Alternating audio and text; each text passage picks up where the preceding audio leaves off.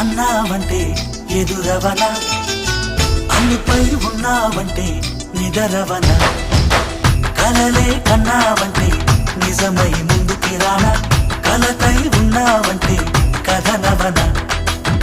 అమ్మలో ఉండే సగం అక్షరం నేనే, నాన్నలో రెండో సగం లక్షణం నేనే. అమ్మ తోడు నాన్న తోడు అన్ని నీకు అన్నే చూడు, చెల్లిపోని బంధం నేనమ్మా చిటి చెల్లెమ్మ.